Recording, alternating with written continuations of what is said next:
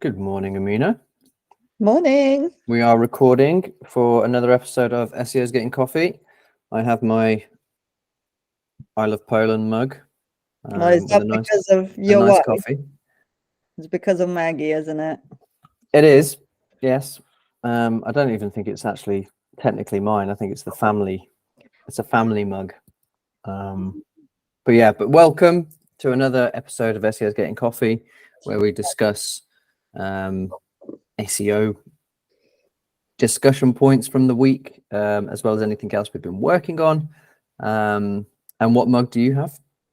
I have a very apt mug today. So my one has robots on. Look at it. Oh, brilliant. Just a nice segue into the subject for today, which is AI and SEO, but specifically using ChatGPT and questions around really how you should be using it responsibly, ethically. How should you be using it with SEO if you are, and things to watch out for, advantages and disadvantages. Do you have a starting point that you'd like to start with? Well, in general, I think the question isn't should you be using it? You should be using it. I think everybody should be actually taking advantage of this. I mean, new technology. It's not new, but the bubble is currently happening, and you should explore how to use it. And we've seen that now with ChatGPTs coming out, the individual ones that people are doing. So you should definitely be using it. But yeah, the question is how to do it ethically, and what's kind of the best thing to use it for. Yeah, I think one of the main things that I've experienced over the last couple of weeks is that it's increasingly frustrating to use from putting it into your workflow. So I think in reality, where there's a lot of I guess promotion of it being like a very kind of advanced and kind of perfect tool that will speed up your processes and production. But I think in reality, there's lots of people, including myself, and lots of people that are actually having a frustrating time with it, but also generating like these issues of kind of it's not at such an advanced level where it's undetectable, and it's not at such an advanced level where you can literally just get it to automate things. And I think that's one of the kind of potentially it's not, that's not a fair reflection really that people are giving it. I think at the moment is that actually it still has its downsides and its drawbacks, and it's not a complete kind of product. So we just have to be careful with how we use it, because I think the people that are expecting it to kind of automate and they rely on it to do a lot of stuff are getting caught out, because they're getting kind of low quality content sometimes, or the terms that it uses. For example, one of the things that came up recently, of course, is that there's obvious terms where it's like, yeah, that's definitely ChatGPT, because it uses these kind of sentences that you just see everywhere now. Yeah, like in the fast evolving world of XXX, or in the ever-changing world, or ever-changing industry, or whatnot. Moreover starting a sentence. So yeah, I think that's one of the things, is that I've played around with the chat single, you trying to create your own GPT, but it's been extremely frustrating if you try to do anything that's like even moderately more advanced, that requires a bit more, because I'm finding that it will ignore the previous steps if I give it another instruction. So then it's kind of like working out how to actually do it in such a way that it actually produces the result that you want from it. So I was working on trying to create like a hreflang tool that would help you obviously just code and write hreflang for an international SEO on website, but it just can't get it. It can write the code, but it doesn't do it in such a user-friendly way that it can actually, so it's been quite a frustrating journey, I think. But going back to obviously its use, I think I agree that, yeah, we need to be using it, and I think we need to be using it, you know, where it's excelling, but of course be aware that there's still a lot of downsides that people are not actually publicizing that much, because it's all about, obviously, oh, you know, this will automate your workflow and this is such a great thing, and you know, it's like, well, actually there are some downsides to it. So okay, so to kind of keep on point, what would you, let's come up with like 3 areas where ChatGPT is useful and how to use it in those 3 areas. Do you want to go with 3 first, and then I'll go with my first? Although you're yeah, going to I can do one. I think one thing I like to use it for is kind of generating ideas, and like titles and stuff. So for example, you might have, like, if I have an idea for a title for an article or something, ChatGPT is really good at actually, you kind of, well, I've got this art, but I want to, like, you know, spice it up a bit. I want to make it more interesting. I want something that's a bit more, you know, got some more hooks to it. So instead of, like, you know, let's just say we're writing an article about technical SEO, or whatever, you know, it might be, or yeah, like hreflang, right? It will come back and it will be able to give you like a really kind of more snazzy title that you know, you probably would have struggled to come up with, or it would have taken you a longer time. So it gives you, I think it's really good for that, like generating ideas. I think it's really good at, now that obviously with you know, bringing in, you know, obviously the you know, being able to obviously search and browse with Bing, and that's really good to kind of get more factual information. So that's definitely, you know, definitely been a big improvement area. So it's really good at obviously taking a piece of, you know, content from a site or whatever and be able to kind of like summarize it in a nice way. Obviously check the facts as well and just make sure, but summarizing pieces of text, I think it's really good at. And actually, yeah, coding, you know, like, so actually, you know, if you've got like, right, I need, what you know, what would, just a general advice of like, you know, okay, right, I need to, you know, would this be, you know, is this correct, right? So like, say hreflang tags, is this, produce this, is this correct? And it'll look, you know, you can just paste it in, it'll look at it and say, yep, that looks, you know, that looks good, you know, and this is what I understand from that. So it's, you know, so yeah, those kind of top 3 for me, really. Nice.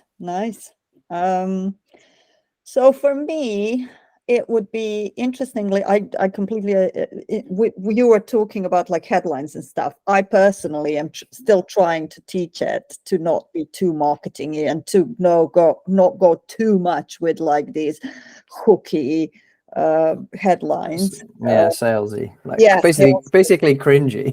yeah, cringy ones, cheesy ones.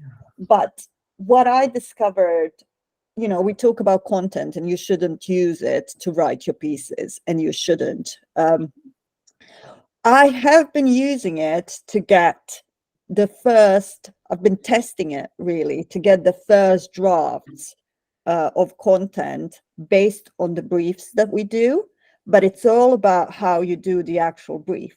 So if your brief is good enough, so you put in there how you want your structure to be, you put in there statistics that you want to use, you put in there kind of the SME part, so subject matter expert part that you want to be including, you put the main messages in, so you need a really, really good brief, basically a brief that's almost written, and you run it through ChatGPT, and you put the brand voice and all of that. The first thing that it comes up with is not bad. You obviously need to read it and you need to edit it and all of that, but it's not a bad start. Whereas if you go with, can you write me a blog for 1,000 words blog, or that targets the keyword technical SEO, it's going to give you a lot of crap, if I'm honest. So that's my first one. The second one that I have been using it for is quick answers to things, which is weird because, you know, I use Google. Mostly I use Google, but because I have it open already, sometimes I'm actually going to ChatGPT to ask it something, you know, like, when I'm confused or when I'm trying to figure out something, I will ask it for advice. So it's kind of like a second, like second pair of eyes type of thing, like somebody who might know what's going on here or might know a bit more, because obviously of how it learns, machine learning. Your personal assistant, advisor, and Yeah, sometimes therapist. sometimes, yes. The third one, and that connects to what you were talking about, ideas, because that's the other thing, you kind of like bounce ideas off. I found it quite useful for metaphors. So if I'm looking for a metaphor for my content, then I will ask it, I'll say, this is what I'm trying to say. Can you think of a metaphor? Granted, it does like sometimes goes into the cheesy side of things. And then, those are the three. But in terms of SEO as well, obviously, it's quite good with quickly getting you meta descriptions and things like that at scale. Yeah. So the first thing that it comes up with is good. So like the mini SEO tasks like that, I will run it through ChatGPT first and then I'll edit it. Yeah. No, I think that's the main point, and I think that kind of leads on, like, where are the kind of like collectively, where are kind of three areas where people are using it that it tends to fall down, or they're using it and it's like, it's actually detrimental. I think the main thing is, which I think is kind of becoming like a huge problem, is of course just exploiting its use, like exploiting the fact that it will write you, with some prompts, it will write you a blog post, right? So there's, you can generate content at a level that you've never generated it before, but it misses the point. It's like, well, that's like I guess a kind of a big issue and a big talking point at the moment in terms of like in SEO, is that a lot of websites that are generating huge amounts of content, but it's all just chat GPT assisted content, if not completely chat GPT. And I think that's why there has been a lot of people that have seen negative effects from recent updates, is because obviously Google's trying to combat against that in ways. So I think, it's definitely not a gung-ho, like you should not be using it to kind of say, right, write me an article and then post that on your website. That is just absolute no-go, not the way to do it. Number two?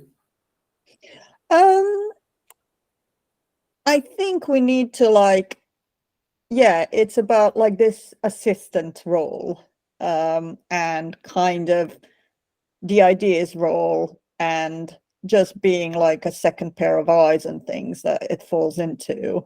So the first one is content. The second one is assistant. As an assistant, I mean, everybody's talking about that, and it can be anything. Like the metaphors fall into that. As in, like it's an assistant, not a producer, like, not like a publisher, so it should, exactly. And the third one is obviously technical. Both of us kind of spoke a little bit about that. So I think the third one is definitely technical, like the code.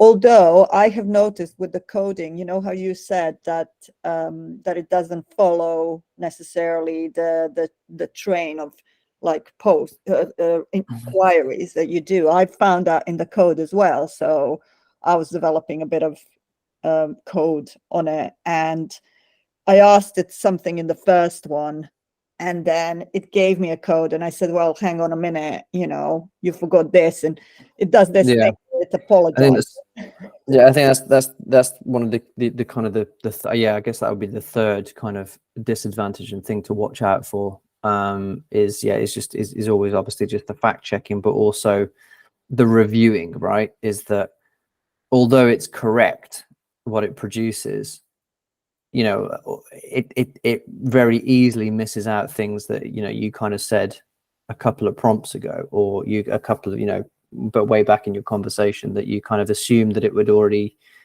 take that into account, and that will kind of continue to be there. But that's not always the case. Is that you have to be very thorough with the the information that you're providing it, and I think that's probably one of the, which is confusing, like from like a machine learning type of point. I mean, this is the thing, I'm not like a data scientist and I'm not like a specialist in AI. So perhaps, that's my question to anybody who kind of comes across this video or listens to it.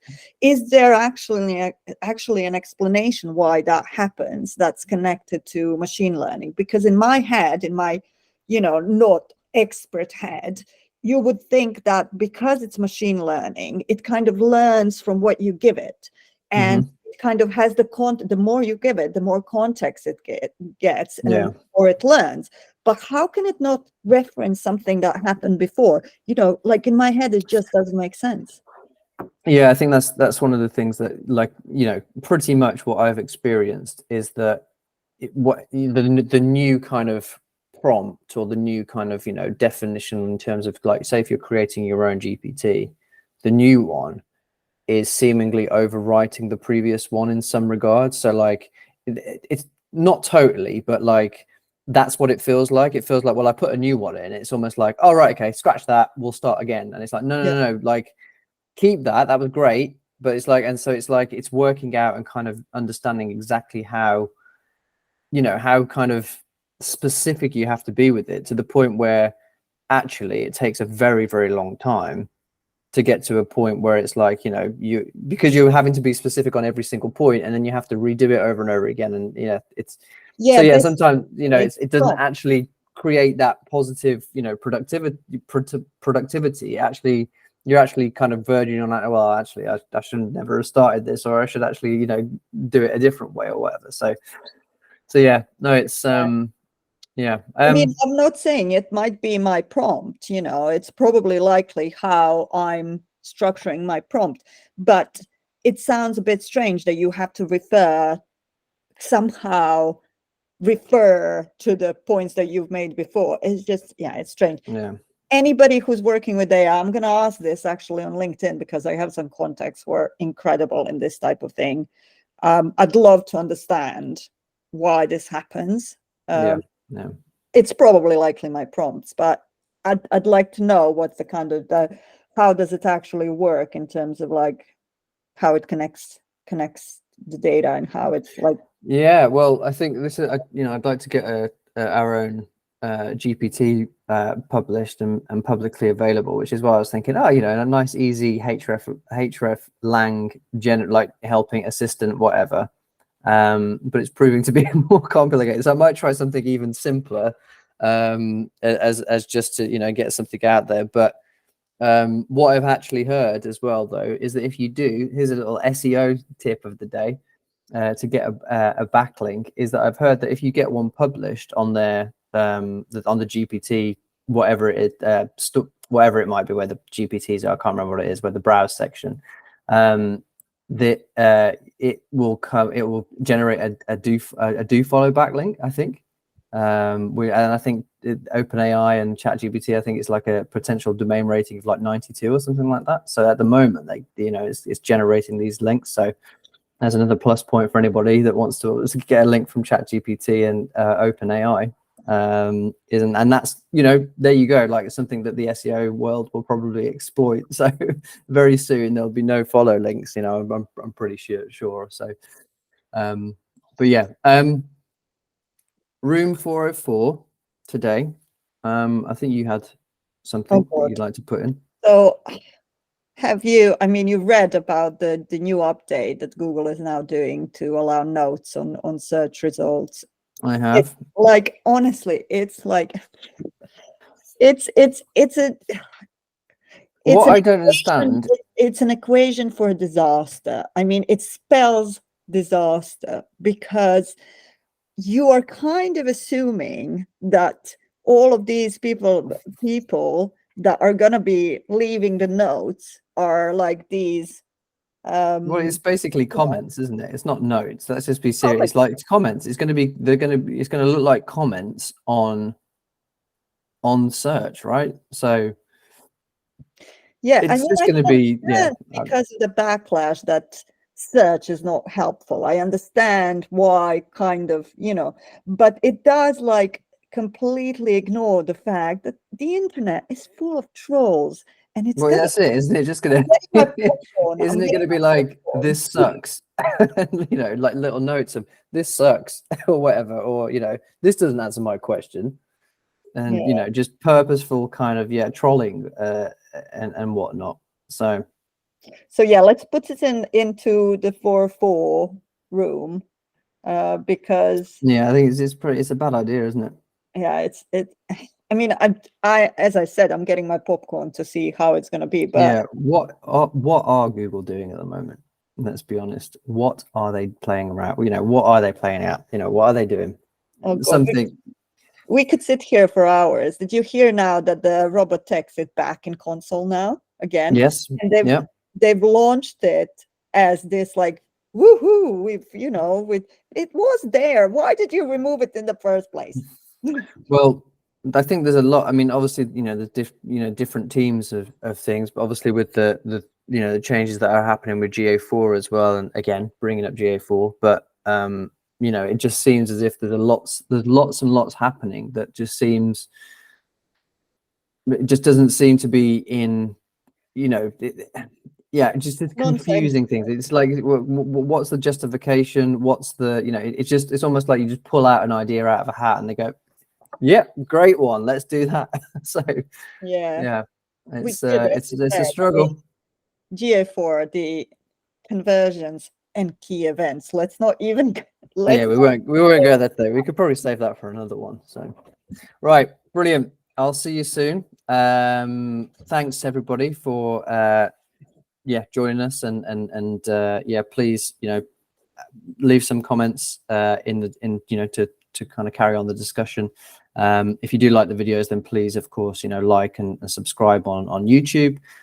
We've also created a playlist now, so you can watch all of the SEOs Getting Coffee in one go if you want to, if you so wish, if you can drink a lot of coffee. So yeah, thanks very much, and we shall see you next week. Thank you very much, everyone. See you later. Bye.